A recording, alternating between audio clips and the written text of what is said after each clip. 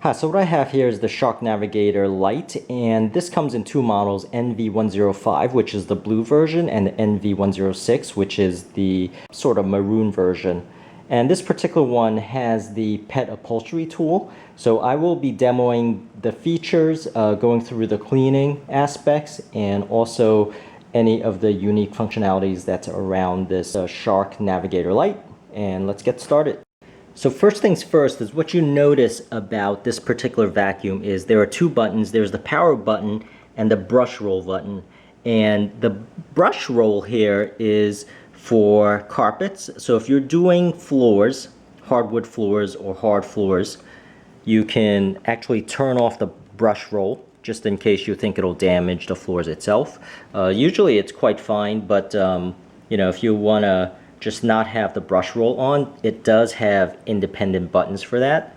You know, the power button itself for the vacuuming, and here is the brush roll. So that is a unique aspect of this Navigator Lite. So I'm going to give you a close-up here of the brush and bristles. And what's nice about this Shark is there's actually a window that shows you the bristles. So you can see if there's anything stuck or whether it's turned on. And you will notice that it doesn't have a bumper guard, but this is very typical of a lot of compacts. And let me flip it over.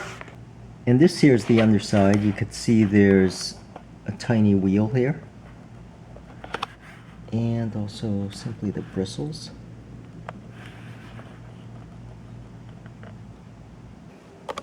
Now, going over to the accessories, this particular model, the NV106, comes with a pet upholstery tool. So this works with both the handle wand and also with the longer handle wand, and I will demo that also. And this dual purpose upholstery tool here, the brush itself. Now this is one piece. And I'll show you this unique design and also the crevice tool itself. And in the instruction manuals, it says it comes with a longer crevice tool. Most people have indicated that is not the case. That is all it comes with. So you know, those are the two accessories. Now let me go over and demo that with the wand here. So the wand here is removable, as with a lot of these compact vacuums. So let me show you that mechanism. So to eject the wand, there is a button here. You simply push the button and lift it out, and the wand has the hose connected to it.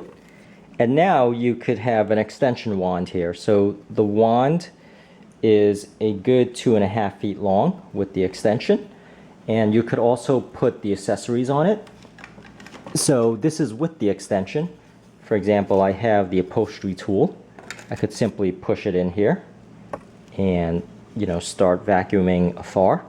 Or if I wanted it up close, what you can do here is there is another ejection where you could take the shorter version, and the upholstery tools work on both the extension and also on the shortened version. So this is the shortened version. Now the crevice tool, or the dual brush and crevice tool here, works on both. So you could see, you could simply stick this in and it'll work with the crevice tool, or swap it out in the brush and, you know, hook it in like this. And it also works that way. So that is similarly with the wand itself. You could click in the longer extension here. So that is the case with the wand itself also.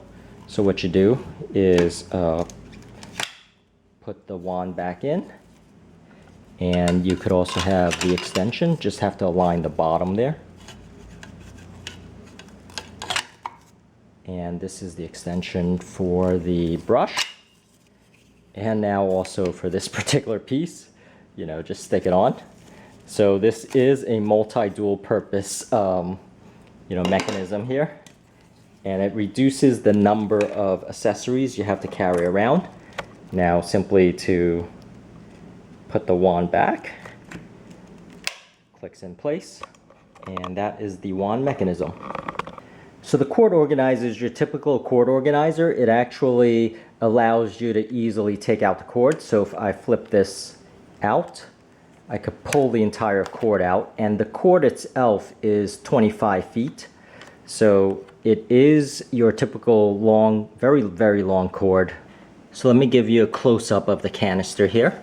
So I am going to eject the canister by pushing this lock button and pulling this forward.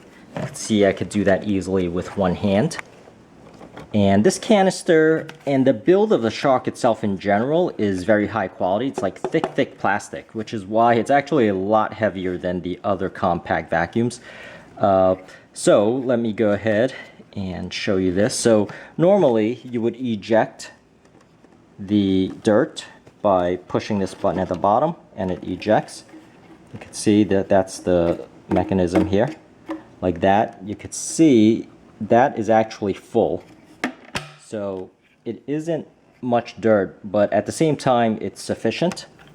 So just keep that in mind here. That is the max level. So that's that button. At the handle here to release, there is this particular button. You push it in, the lid comes out, and this particular filter should be cleaned. Remove for cleaning is what it says here. Just rinse it out. The good thing is this thing can be rinsed out in the bathtub or sink or in the yard. So that's just nice and handy. Replace that. Also, what you notice here is unlike other compact vacuums, there's no foam in the canister itself. So the canister itself is easy to clean, even though the foam is at the bottom here, where you have to take that out and also clean it. Now you could see that warning that says it might lose suction if you don't clean these foam pads. So definitely clean these foam pads and the felt pad that's at the bottom. So I'll go into a little bit more close-up detail of that later. But now simply, so the other thing I want to show is there is some rubber gasket at the bottom here. A very light rubber gasket that gives that seal at the bottom. So once I snap it in place, it's locked airtight. Now in the front you'll see there is a vent. The vent has a HEPA filter. So if I tilt it a little bit, you could see you simply push up and pull it out. And when you pull it out here, there is a HEPA filter. And with the HEPA filter, you do have to replace and clean it. And let me show you the model numbers for that. So just keep that in mind. And I will tilt it back and snap it back in. And you will see here in the instruction manual, there are replacement HEPA filters, XHF80, and also the foam. So the other aspect of this is there are foam filters up at the top here. Once I eject this canister, take it out, you could see there is a foam filter. You should clean this. You don't necessarily have to replace it, but you should clean it once in a while. And also at the bottom here is a piece of felt. And these things are pretty darn thick. So that is the replacement filters that you have to change. In the back here, there is also another maintenance compartment. So in the back here, there is a compartment. It's called hose access. I'm going to pop this out simply by pulling on it. And now there is a twist here. Just put it towards the center and now wiggle it out. So you can wiggle it out, and just to make sure that the hose itself is not stuck, and you could just simply wiggle it back in, turn it to the left, tilt this at the bottom first, and snap it back in. So that is the hose access cleaning. So notice here I have a rug and hardwood floor, and I'm just going to demo the suction. Right now the canister itself is completely empty, and I haven't vacuumed in about a week, so let me go ahead and show you. So I'm going to push, so I'm going to step on this and simply push the power. And the brush is not on right now. I'm going to push the brush roll, and the brush roll now is turned on.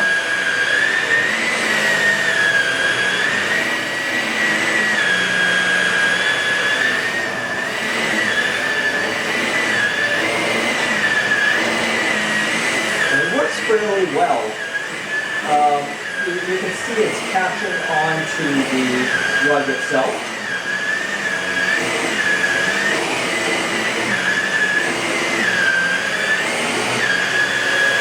So let me push it towards you here.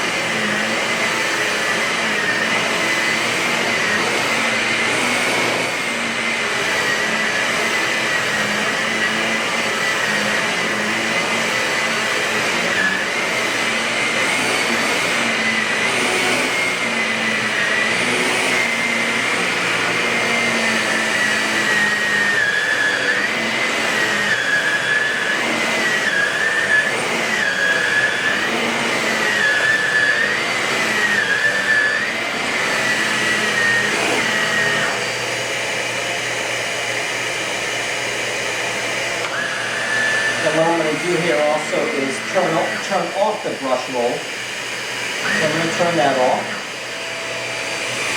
And now simply just vacuum the floors. And it did suck up a piece of paper there.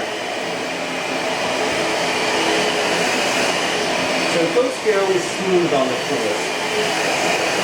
But it does catch a little bit on the rugs itself, depending on how high your rug is.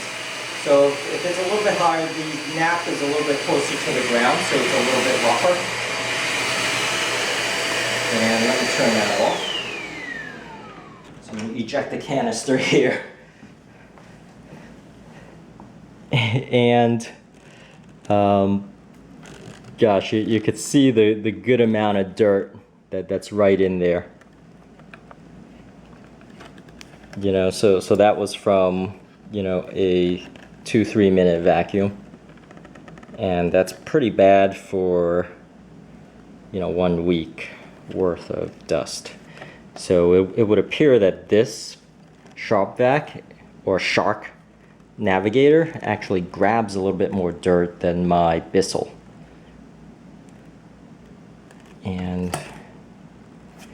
And by the way, let me also show you the brush roll functionality. So let me show you the brush roll functionality. I am gonna push the power here, and you can see that the brush roll is actually not on. I'm gonna push the brush roll here, turn it on, and now when I tilt it, you'll see it's on. I could also turn it off, in which case I am gonna push off here. And you can see now the brush roll is off. And once again, I am gonna turn it on. And the brush roll is on again. So that is the brush roll functionality there. And once I tilt the vacuum upright, notice that turns off. And I will turn this power off. But there you go. That is the Shark Navigator light, and I hope this helps. And please subscribe, and thank you for watching.